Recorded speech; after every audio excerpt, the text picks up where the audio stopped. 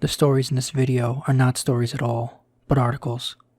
Articles about paranormal events that were published in real newspapers 100 years ago.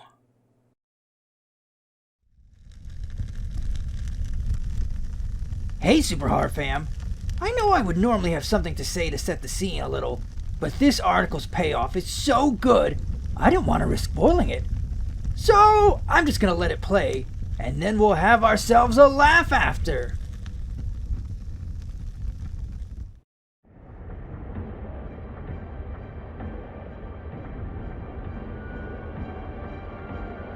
Something strange is going on in Mill Creek, a normally quiet neighborhood 4 miles north of York, Illinois.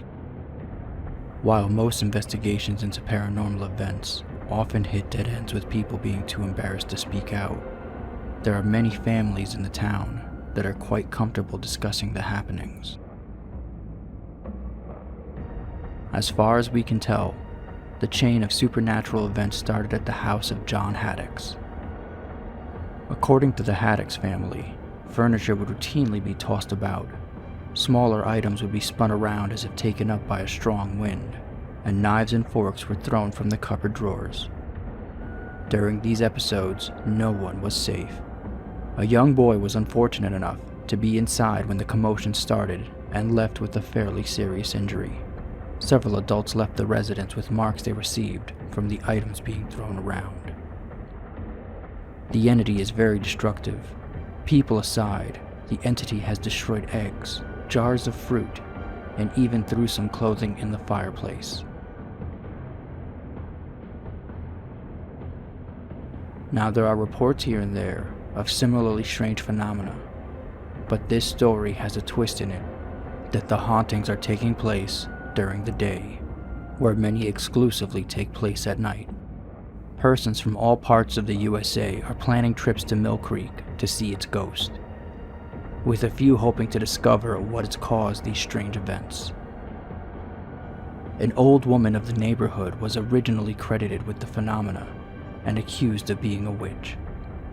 There was even talk of lynching the old woman, but she vehemently denied being a witch or having anything to do with the occurrences. After her denial, she was no longer bothered. Some in the town are terrified at the thought of the continued hauntings, while others are actually glad of it. According to the reports from nearby neighbors, John Haddock's wife died last year, and, on her deathbed, promised her husband that she would come back and haunt him if he employed a specific woman to keep house for him. He eventually did employ this young woman, and within days, the hauntings began.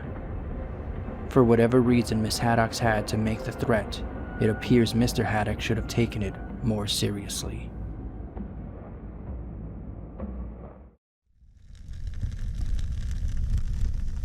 When I read that last bit about his wife telling him not to hire that woman, I nearly fell out of my chair laughing. I love everything about it.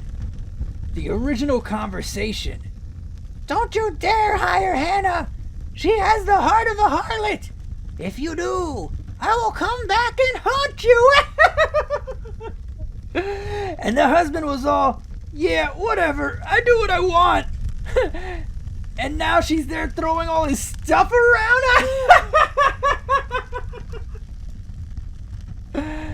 World's greatest I told you so.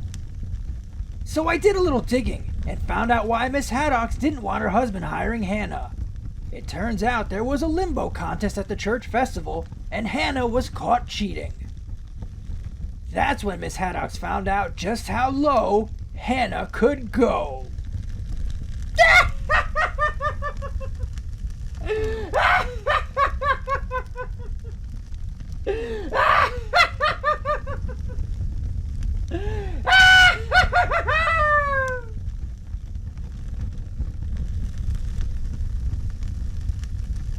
Tonight's article is about a galloping ghost. A ghost that's riding a horse. I found this especially intriguing because it's technically two ghosts together, isn't it? I've heard of ghost animals, but I don't think I've heard of a ghost animal that travels with the ghost human. But let's make things even stranger for a moment. I have heard of ghosts that drive ghost cars. Why is the car there? It doesn't have a spirit. Is it there because the ghost driver needs it? Could it just be some sort of residual energy? And to take things one step further, is the horse in the article really the ghost of the animal? Or is it transportation needed by the apparition?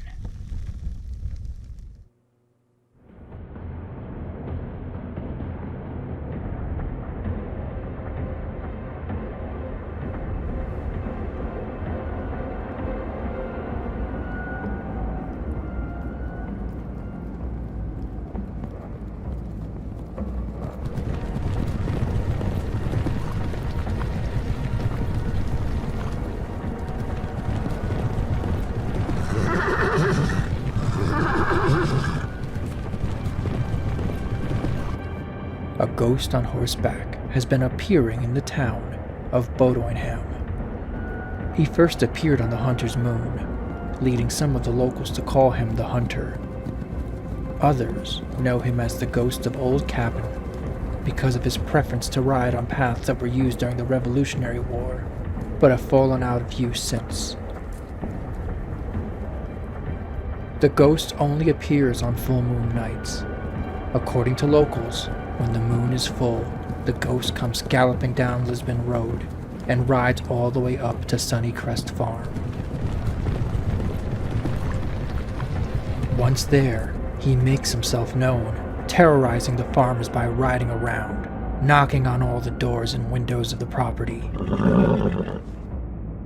Should one of the farmers answer the knock, the specter takes off, disappearing into the night. As it's to be expected, the farmers and those living near Lisbon Road are much disturbed by the galloping ghost.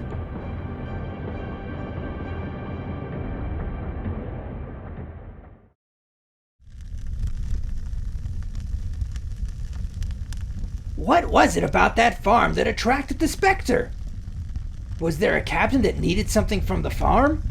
Or maybe the townspeople have misinterpreted these events entirely. Maybe it's the residual energy of someone trying to warn them. Sometimes I wish I could just go back and investigate these accounts further. Speaking of wishes, did you know for $1 a month you could help me feed this dog? This is Jack the Horror Hound. He likes walks, his bed, and food. It's a good thing he found me, because those are all actually my favorite things too. So please consider helping me and Jack eat food. Visit patreon.com/superhorrorshow. Unless you hate Jack. You better not hate Jack. The farmers decided to try using magic to keep the ghost from coming by. They tried putting vinegar, garlic, rosemary, anything they could think of around the property. But no matter what they tried, he wouldn't stop horsing around!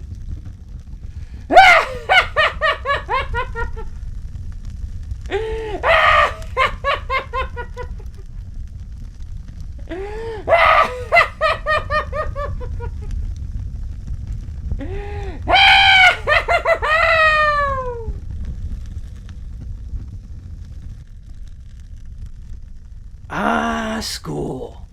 For some, a great place to explore new ideas and creative solutions. For others, the graveyard of dreams. For me, a great place to meet horror babes!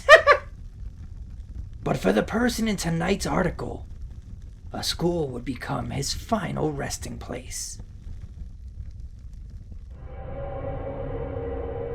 It is rare to see anything official come as the direct result of a haunting, but that is exactly what happened in Carroll County, Indiana.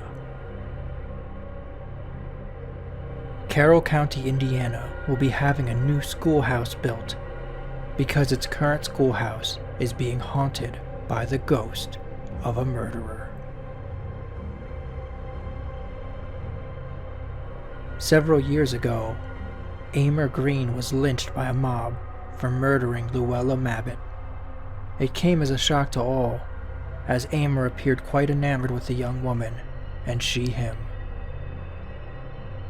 Once caught, the mob dragged him to a tree in the Walnut Grove schoolyard to be hung.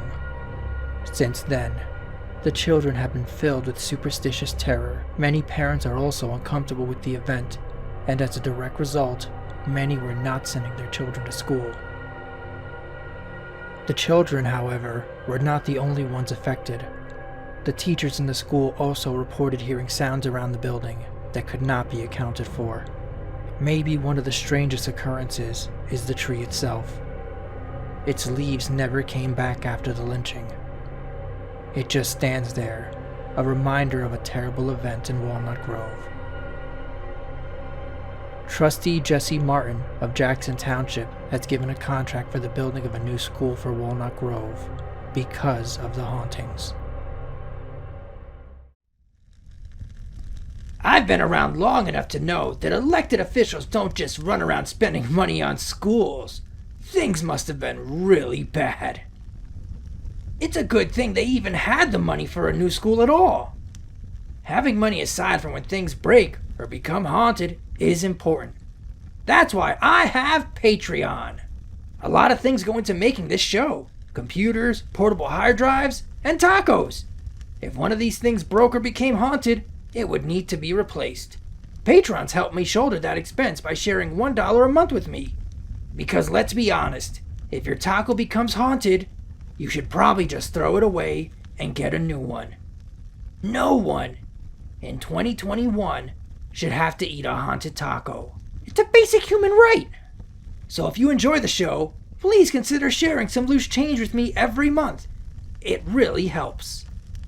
So the new school was built, and you'd think at the new school things would be fine. But I heard on the first day, they had a kidnapping. The good news is, a few minutes later, the kid just woke up. Get it? Woke up?